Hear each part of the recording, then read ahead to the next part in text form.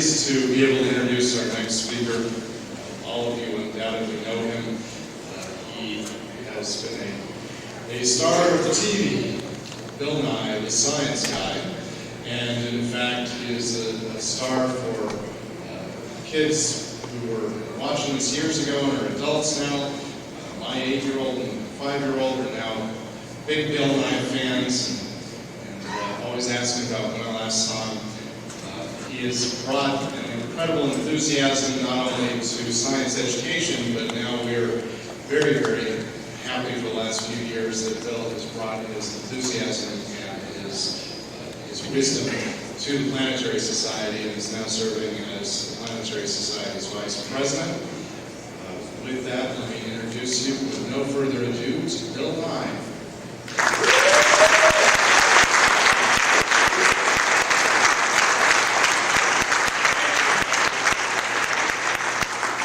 Ladies and gentlemen, boys and girls, kids of all ages, welcome. It's a beautiful day here in Los Angeles, but we're in a crisis, which is very popular. We're always in a crisis. A guy came up to me yesterday. I don't know if this happens to you, but a guy came up to me yesterday. People come to me all the time. The guy said, "Is Bill Nye your real name?" And I said, "Well, it's William Nye." He said, "Why did you change it?" So, good morning. Anyway, I'd like to talk to you briefly about a crisis that we have, and that is the Planetary Society right now is very concerned, and we all are concerned, about NASA cutting its science budget. Now, NASA's budget, by my standards, is big, around $15 billion.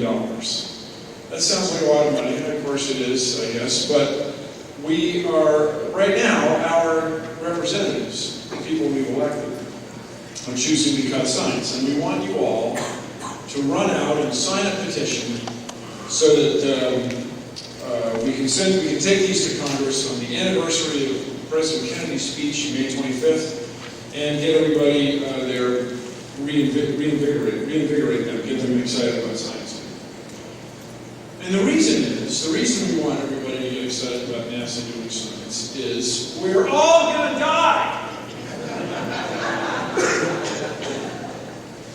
They say this is the most recognizable image to anyone on Earth. Now, it is a great picture, and when you walk around this conference, there's very, very few business cards, very few very few slides at the beginning of a presentation, and very few buttons that don't have this picture on it. This is it. This is the picture. And it is striking because it gives us our perspective as the world as the sort of the only place to live. Now, just to keep going, here is the moon, there's the sun, Venus, Mars, and this is the Goldilocks phenomenon that we all love so much. Venus is too hot, Mars is too cold, Earth is just right. And we would not have this perspective. No one would grasp this in the same way without space science, without exploration of the solar system. Now, we all here at this conference agree on that. I guess, I hope. But it's a big deal.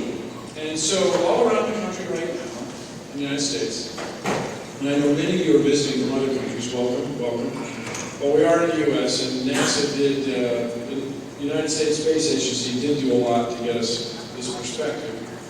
Took this picture, all three of these pictures. We are in a time where science is being marginalized or set aside, and science is being politicized. And there are many, many examples of it right now. But my favorite, if I can use the expression favorite, is this one in Michigan, where school boards are legislating science curriculum.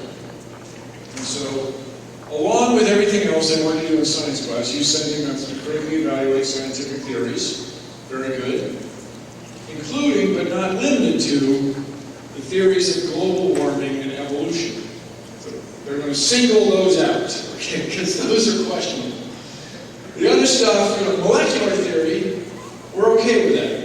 Periodic table, Apparently we're not going to argue with that, but evolution and climate change, there's got to be something wrong because those scientists are just, they're alarmists, the sky is falling, they're crazy.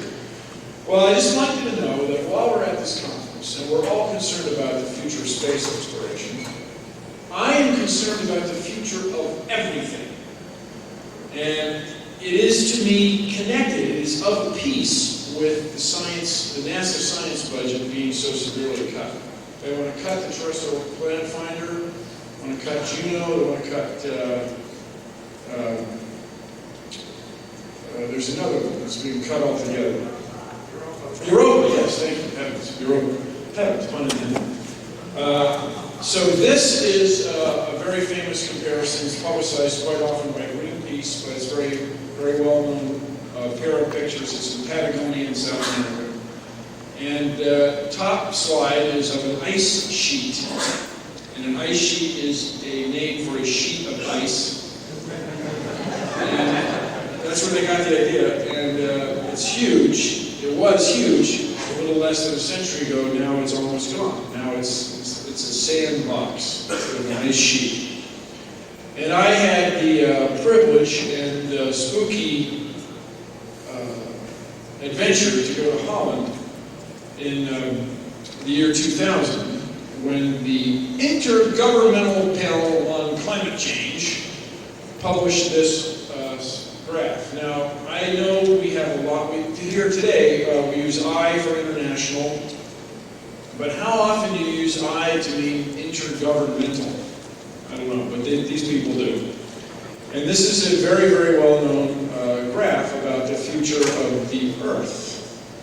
So, apparently, if the amount of carbon dioxide in the Earth's atmosphere continues to increase, the world will get crazy hot. Will get very, very warm.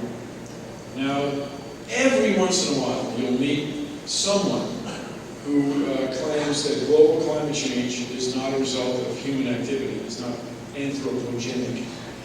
But very, very, very few of those people are scientists working in climate science. We know them. Not very few. No. So there's a tradition right now in broadcast journalism, especially, to have, whenever you present one side of an argument, you have to present the other. This is the thing. So there's been a tradition of finding people that are way out of the scientific mainstream arguing against global climate change.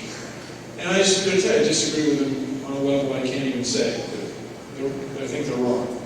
And this wouldn't matter except we're all going to die. Okay? Now you might think this is Katrina, but no, it's actually Rita. And you wouldn't have this picture if it weren't for space science. You wouldn't have this perspective of the magnitude and power and the total energy of the storm without space science. Now, I've been on many, what's called several news shows, MSNBC, CNN. I was on Larry King. People ask me, are you saying that hurricanes are going to get stronger or worse? Yeah, yes. Well, how is that possible? Well, as you add more heat energy to the atmosphere, it is quite reasonable that storms will get stronger. If you have a model, a mathematical model, where more heat energy ends up in the atmosphere and storms don't get stronger or more frequent, well, tell everybody, will you? Because that is extraordinary. Now, I admit, if the Gulf Stream stops and you reduces by, say, 70%, we stop getting a transfer of energy from the equator to northern latitudes, okay. You might have some sort of, if I may use the term, medium-term changes. But in general, when you add heat to the atmosphere, they're going to be stronger or more frequent or both storms. So I'm proposing that we have a fundamental misconception with the term global warming. See, warming sounds happy. Doesn't it? It's going to be happy, really warm and toasty. So what we need is some new phrases. So I'm proposing global heating. Global But we'll heat it, you're not sure. Heat that soup up. That's good. Don't get it too hot. Yeah. Or maybe a little cooking. Or just, we're burning. Now, if you're like me, and I know I am,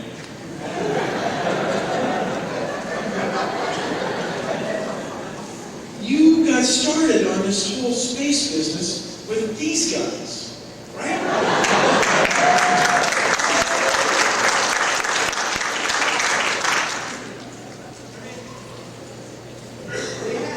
They had some wonderful challenges, some adventures, but they had some things that, first of all, everybody spoke English.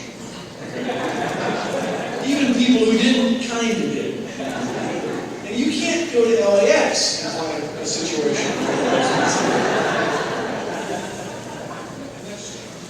It's a feature of making a television show. But the main thing that these guys brought to my world was this optimism, this wonderful optimism that the future is going to be good, that diversity is good, that we can all work together to solve our problems. And the Starship, quite recently, just like Horatio Hornblower, just like Master and Commander, was an analog to the Earth. We're all in this together, and we've all got to get along. The Earth is our starship. I don't mean to go off like, dude, the Earth is our star. But it is, okay? And this business started, for me, with science fiction, which is based in many, many ways on science. Now, I became a mechanical engineer because I just loved the gizmos. My friends refer to me as Shiny Object Man because I get distracted by shiny objects. And when I was young, and I'm sure many of you here grew up with these kind of images. We're going to build rocket planes, we're going to go into space, and we'll just keep flying. We'll land them like planes. It'll be possible to go from Washington, D.C. to Moscow in 25 minutes or a couple, 3 hours. Now we would say from Los Angeles to Tokyo, Los Angeles to Mumbai, from Mumbai to Beijing in an hour. And this is the future. This is what we really want to do. But as you all know, we got distracted. And for those of you who are into gizmos and shiny objects and rocket science, we all look back and go, that really, it seemed like a good idea. We can't get the rocket on top of the fuel tank, so we'll put it on the side. And then the rocket will carry, the plane will carry its fuel tank up and then throw it away, and everything will be great. I'm not trying to scare anyone here, but I did work at Boeing for a while. And there's a tube in the Boeing horizontal stabilizer, hydraulic tube, that I kind of think of as my tube. It took me 3 years. It's this big. Because in the aerospace industry, in general, when you're flying people around, people are very careful. But I saw this in the Washington Post this week, and many of you may know Wayne Hale. I don't know him. But he said, the shuttle will be an experimental vehicle until the last time we fly it. He said, if we could have done it differently, we would have. So everybody here at the Space Development Conference, it's easy to bust NASA's chops about this stuff. But they went down a road that didn't work out, and for political reasons, they've had to stay on that road for a long time. And Mike Griffin, I'm sure, is doing his best to get the vision implemented and retire the shuttle so we can move forward. I'm all for it. But in the meantime, we are going to press forward, and we have to make sure that NASA continues to do science, because we're all going to die. Now, for Shiny Object Man, for mechanical engineers, what is a cooler gizmo than this? Look at all the joints and links, and there's ball screws, and actuators, and servos. What's the word I'm looking for? There's linear voltage differential transformers. It's a huge electromechanical party.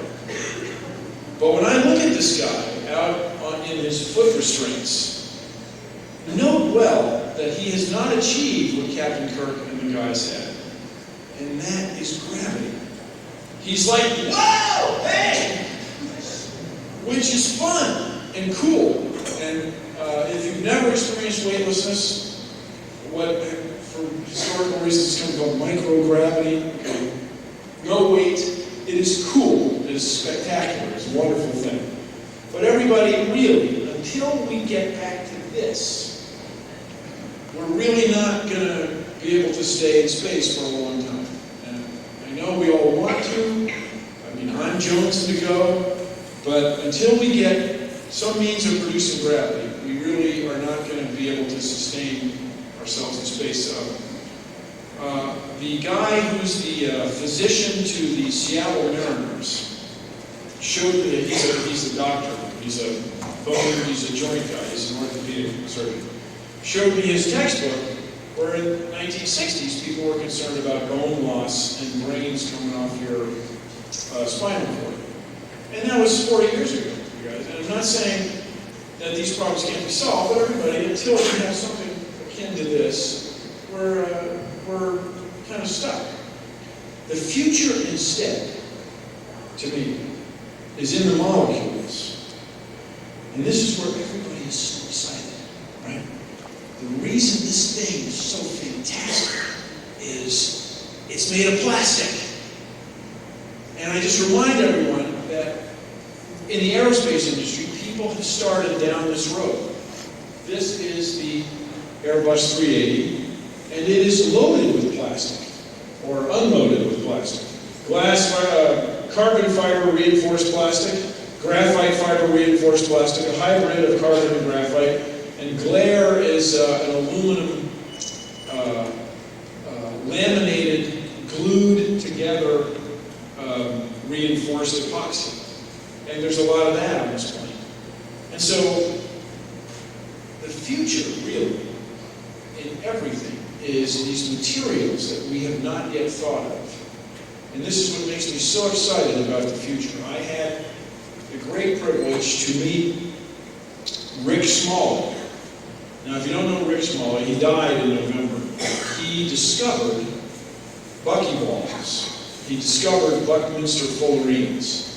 And in his happy little flask of purple goo are carbon-60 molecules, or so he assured me. Is that food coloring? No, Bill, this cost hundreds of thousands of dollars. Oh, cool. And so, for those of you who aren't fully familiar with it, this stuff exists in soot, in candle flames. It has existed literally under our noses for all of human history until the mid-1980s when he and a couple of the guys found it. And he told the story of how they found it. They were looking in space at material that's between us and distant stars. And they thought that perhaps it was hydrogen. And this was in the very early days of speculating about dark matter, some unknown material, something between us and deep space, or in deep space between us and interesting objects. And apparently, he and his buddies were sitting around talking, and they realized that maybe it's nothing but carbon. So he tells the story of staying up all night, cutting out hexagons and pentagons, and taping them together, and calling the head of the math department at Rice University at 7 in the morning. And the guy's like, Rick, is this really important? No, it might be. And so it turns out that this material could, dare I say it, change the world. And this gets into our favorite thing, the thing that we can't get enough of. nanotubes. Now, a lot of people here are talking about the space elevator. There's a competition later this year. There's a big one in 2010. But I spent some time at Illinois University. Cornell has a big program in it. And I just want everybody to know that until we have this stuff, the space elevator is a ways off. Okay? And stuff doesn't, if I may, grow on trees. But Rick Smalley's point was that we have to do more with less.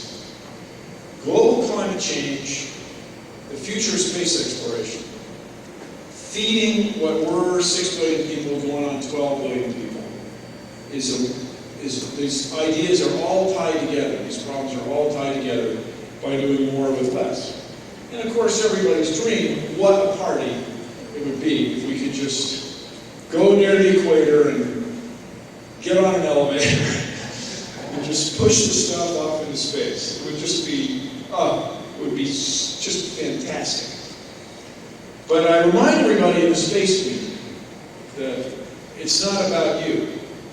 If we had these nanotubes, there could be a future where everything, every object that we look at today is made of steel, your chairs, the tooling that created the nylon in the carpets, this lecture, my computer, the microphone, everything that's made of metal and things processed with metal might one day be made of carbon.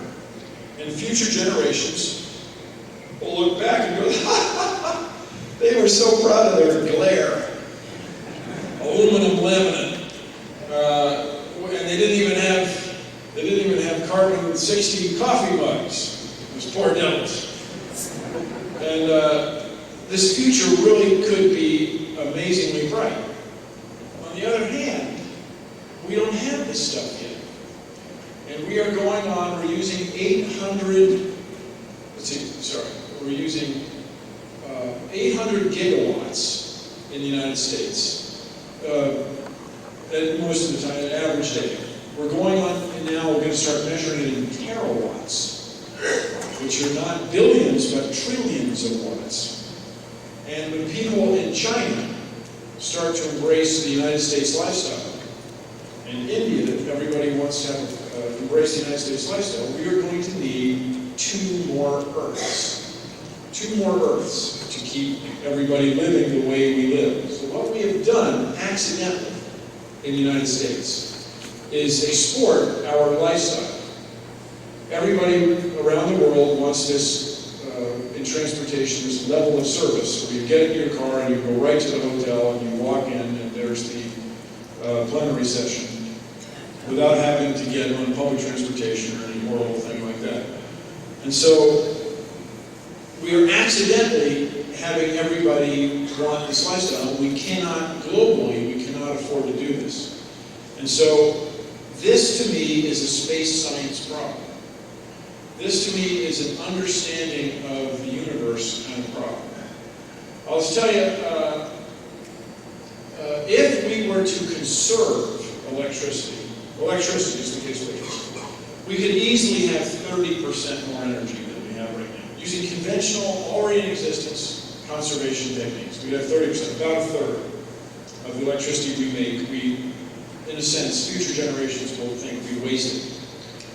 If we were to develop photovoltaics, not at the level they are now, and not on the roof of cars, but in a more reasonable, thoughtful architectural way, we might be able to get another 20%.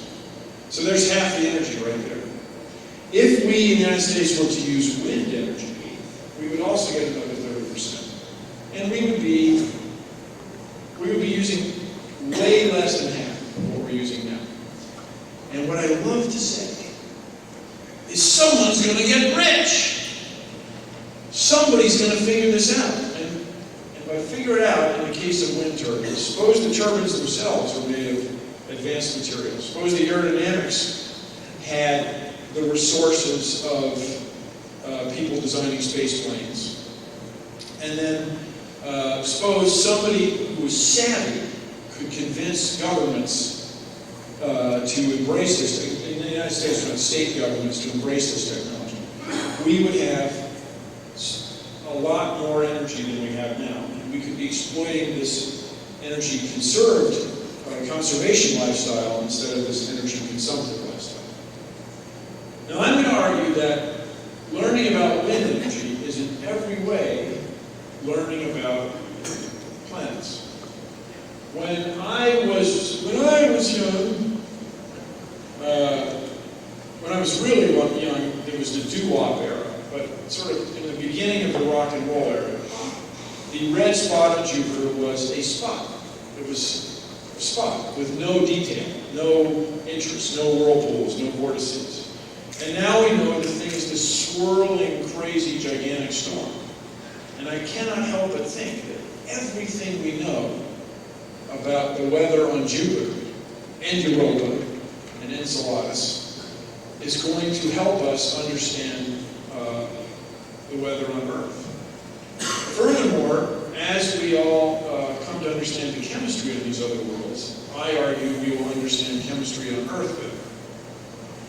Whoever comes up with a better battery is going to get rich. Right now, our very best batteries move big molecules through goo. And I love molecules, and I love moving them through goo. I'm kooky for it. But with fuel cells, I'm not saying fuel cells are the answer, but something akin to fuel cell technology, where you're only moving protons, happy little protons. The thing is twice or 3 times or 3.5 times as efficient as our best batteries. Someone is going to get rich. Now that someone has to have a vision, has to believe in this optimistic future. Now, I had a couple of remarkable things happen to me, and through a fabulous, I think, clerical error, I had Carl Sagan for astronomy. They let me in, they didn't realize, and look how young the guy was. It's a visionary, and he is holding the Pioneer plaque. And the Pioneer plaque, everybody, is on the two Pioneer spacecraft which were launched during the first disco era. Kind of in another disco era, which I can't fully explain. The shoes, people, come on. I mean, live your life, but that's, why do, the 70s show, you want to relive that? Are you high? What happened? No. But this was good. And just note well that Pluto was featured on there as a planet. Someone remarked in the future, when the aliens find it there, they won't be able to find us because Pluto will throw them off. But, any alien, come on, anybody can walk up, look at the hyperfine resonance of hydrogen, and compute the distance to pulsars in binary and find the Earth. What? Look at the plaque. All right. And they will say, why are you guys naked on there? Well, it was the disco era and the clothes. Oh. Enough said. Good. No, in those days, there was sitting pornography in space. But this was a reflection of this optimism. When you throw a bottle in the ocean with a note in it, just remember that you're doing it for you. I mean, sure, it'd be cool if somebody found it. And I was in elementary school with a guy who had one come back from down the coast. He was in the Atlantic. He came back from one of the Carolinas to Washington, D.C. That was cool. But you're really doing it for you. And so when we put this plaque on it and send this thing into space, no, probably will never be found. But it does give you this optimism about we are spacefaring people. And we can understand the stars, and we can know our place in the universe. So, just to refresh you, I got involved in the Mars rover program because my father through a happenstance in World War II, we got very interested in sundials. And then I was in the meeting and I said, we got to make that photometric calibration target into a sundial. And they were all like, Bill, we don't use sundials in the space program. No, it'll be cool. So the camera test pattern target is also a sundial, and it's down there in the lower right. And when I look at this picture, when I look at these pictures, I cannot help but think that Mars is this place. If you had it going on, you could go there, and have a picnic. You want to be properly dressed. And not disco clothes. Good input, but you might want the shiny silver thing, and the shoes would be unusual, but overall, I would eschew the leisure suit deal.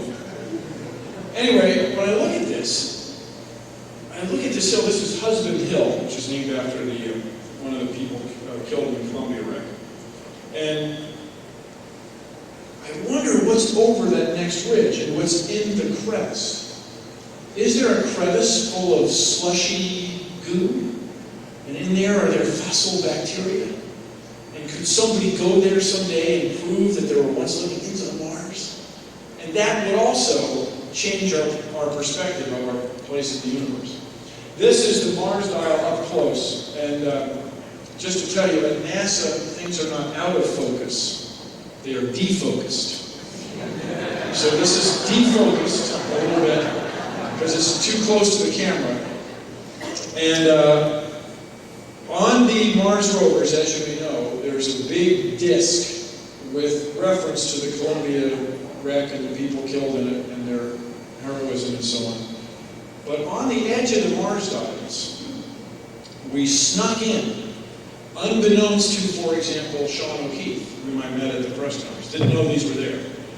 We snuck in a little message to the future. First of all, sundial should have a motto, and our motto is 2 worlds, 1 sun, which is pretty good, right? I mean, really. If you think about it, the shadows on Mars are cast by light from the same life-giving star as shadows on Earth. I mean, whoa. Og and Augette didn't really have that perspective. I don't think Eiffel had that perspective. Or Marconi, really. The Wright brothers, I don't think so. This is a unique time. I mean, I'm preaching to the choir. So around the edge of the dial, in very small writing, it says, we launched this spacecraft in our year 2003, arrived here in 2004, we built this camera, we built this pattern and this pose to calibrate our camera, search for signs of water life, and the sundial working passage of time. And then the last panel is, to those who visit here, we wish a safe journey and the joy of discovery. And maybe some of the kids who are here today, and maybe some of your kids, will be among those people. In January, I went to Cape Canaveral in hopes of seeing the New Horizons launch. And I remind everybody, the fastest rocket anybody's ever built. People want to go back to the good old days of Saturn V. And I understand that. But this is the fastest rocket ever sent. Went past the moon not in 2.5 days, in 9 hours. And it will go to Pluto in 2015. And I just want everybody who's at this conference to try to remember that you were here. It's the year 2006. This spacecraft will go to Pluto in 2015. And what will be the Earth's carbon dioxide level in 2015?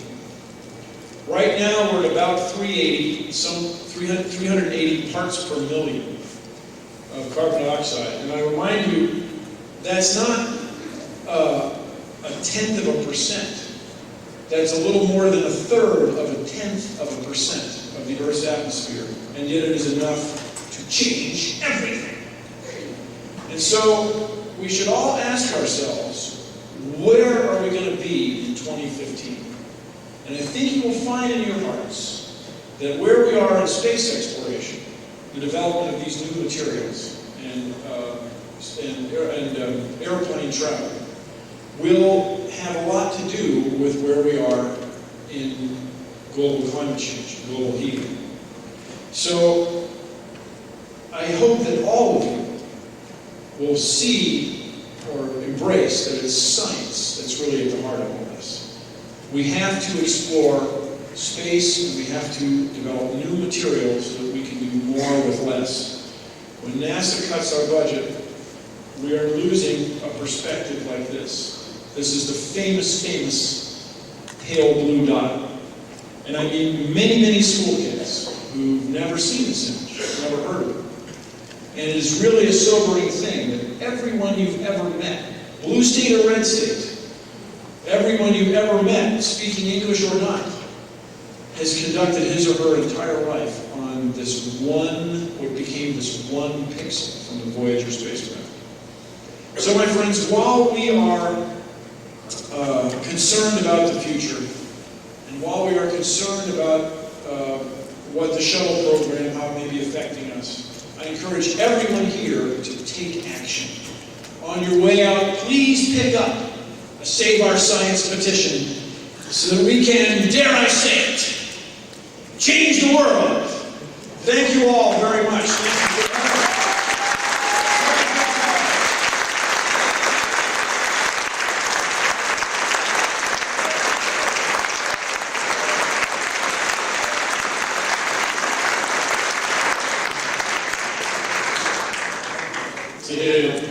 We're all going to die. But we're going to die happier and better informed thanks to you. We have time. We'll take 2 or 3 questions. If you can raise your hands, we do have some wireless mics going around. If you could wait until they get to you after you're called on, that would be great.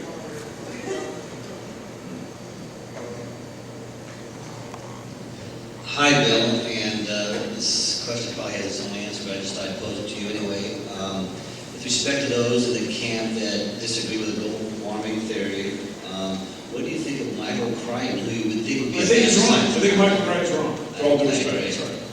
That's what I You think. think he's a scientist, that he's... Well, but I mean, he was part of the debate. Michael Crichton was a physician and helped create the show ER and did brilliant science fiction with Jurassic Park. I mean, that is great science fiction.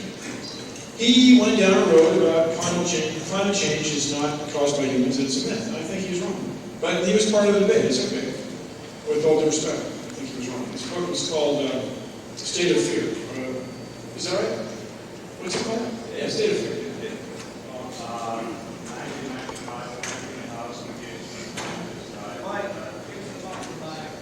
19,000 plus scientists signed a declaration that global warming was not anthropogenic in origin, and it was simply creating a fear and an unjust fear. So this 19,000 against, what you just said. 19,000 scientists. Okay. PhD scientists. Okay. All right. Well, I disagree with it. And let me put it to you this way. Just think about this. If you are a risk taker, if you like to look at the thing in terms of risk, it is not reasonable to me that everything's okay. That as the Gulf Stream slows down, as disease vectors are finally moving farther and farther north, as sort of aesthetic things like the snows of Kilimanjaro is now the sand of Kilimanjaro, as these things go away, increasingly, you could argue that it's a natural phenomenon. But what I would claim, and we can have a scientific debate about it, it's the rate, it's the speed at which these things are changing that makes it not seem reasonable to me that it is a natural phenomenon. Even, and I'll give you an example that I love, is Lake Missoula. Lake Missoula is a no longer existent place in Montana, which apparently formed from time to time. And it's a huge thing, like Lake Bacall kind of size thing, like Great Lake kind of deal. And it would be held up by a dam of ice. And when this dam of ice breaks, as it did from time to time, water would just go everywhere, and the climate around North America would be radically changed. But not even that, which would happen in 70 years, I think, less than a century. Not even that is in the scale of the speed of climate change. But you disagree. But let me give you an example. 12,000 years ago, the ice that has been melting in the Antarctic has done so for now and will do again. And if you go to the Alps, for example, you see trees in the glacial ice that's above the tree line. Please explain here, Well, 12,000 years, I'm all for 12,000 years. I'm all for the little ice age. It's all cool. It's all cool. You're pandering to the fears, and you should actually be more serious if you talk about a scientific object. Okay, so we disagree. So, It's not enough to disagree, you have to have evidence. okay, so I'm pretty, I hang out I went to the ice core lab in Glendale, Colorado. I went to University of Washington. I went to places where they model climate, and I'm pretty satisfied with the evidence. It's pretty compelling. And the thing that, well, I mean, it's not that. The thing that I want to tell you, there's two things the point I want to make. First of all, it's not just that the climate is going to be as the way it was 12,000 years ago, for example, or 17,000 years ago. It's the rate at which it's changing that's so spooky. Then the other thing is we are exporting our lifestyle in a way that the Earth cannot sustain. We can't all live the way we live in the United States. And so I'm saying that that's bad on the one hand, but wait, it's very hopeful on the other, because it's going to create new economic opportunities for someone. And I'm saying that those economic opportunities are in material science. And those same material science breakthroughs are going to affect space exploration. Bill, if we're going to talk about doom and gloom, we're going to have to make it entertaining, and I thank you for doing that. Otherwise, we're all going to go back to our rooms and just shrivel up and sit there. No, somebody's going to get rich, man. Let's get excited about it. Yeah. And we've got the data here, so all the debates. So the chart you're showing, those four little curves swooping up, those curves were drawn by politicians? No, they were drawn, the Intergovernmental Panel on Climate Change and climate scientists. It says government, so I think politicians, right? Well, a lot of scientists have worked for the government. There's organizations like the National Science Foundation and National Aeronautics and Space Administration. Okay. Are there scientists working for the government? I guess. Yeah. So with that curve, if you look at it, is that from a curve fitting program, those projections? Do you do some kind of... Oh, it's really complicated. No, those things are really complicated. Got it. Is that what you mean? They take into account Thank you. land mass, global dimming from dust, volcanoes, cars driving. Those are not taking a French curve and just like laying it down, which would be, great. But yeah, sorry, two more? Yes, sir, Dr. Science, very compelling arguments, and I have to say, as somebody that was before the disco era, and remember the next ice age, that was the 70s scare, and the next ice age coming up, and it was just as compelling of evidence about that next ice age, trust me, as what all of this, the warming is, and maybe we as humans have changed that, I don't know. I'm still open to entertain ideas, but one thing, and I'm not sure that I'm totally onto this, because I'm just now rejoining the Planetary Society and trying to stay up on things. But as I understand it, Mars is experiencing a bit of a warming trend. And do you know or have any idea what's behind that warming trend on Mars? I don't know much about the warming trend on Mars. I think you're talking about in the vicinity of spacecraft, so I don't know much about it. But let me say that, do you believe in deep sea vents? I rode submarines for 20 years. Yeah, so deep sea vents weren't discovered in the 1970s, right? And so there will be discoveries that we can't imagine right now. But if, as I say, if you're a risk taker, the next few years look like the world's going to get warmer, and if we continue in what everybody calls BAU, business as usual, we will have a very warm planet. And so we should just keep that in mind as we explore space. Yeah, is this the second to last question or last question? Okay, one more. You pick. There's a girl. Okay, I picked the girl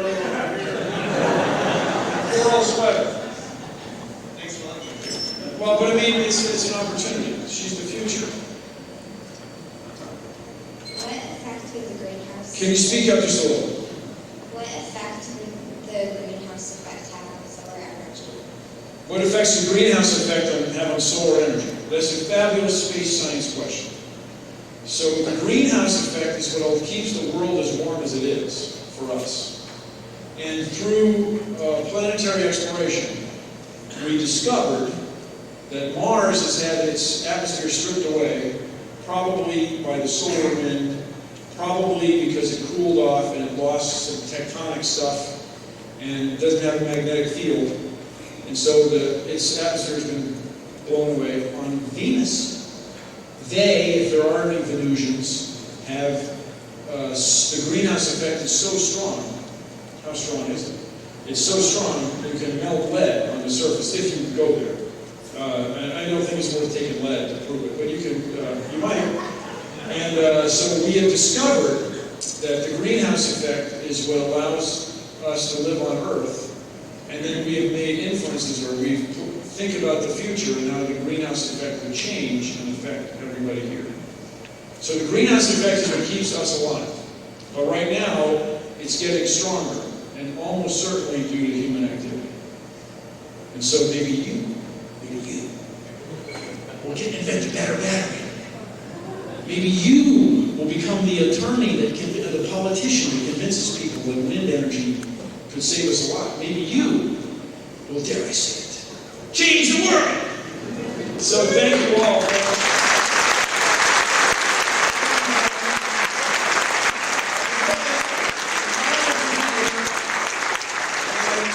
I'm very pleased that this generated even this much controversy here this morning. I mean, this is great. Whether you agree with me or not, please, everybody, consider picking up a Planetary Society Save Our Science petition on the way out, because to me, it's all of a piece. Save our science so we can save ourselves for future. Thank you.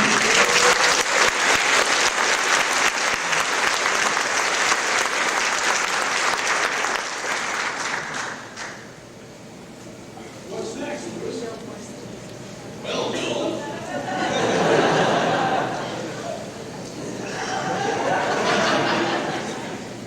We've got someone you know, Bill. No, so you guys, did anybody see The Eyes of Mine? The TV show that I made about a year and a half ago? The guy who edited it, the editor of that show, is getting married today. So we're going to go there. So thank you all very much.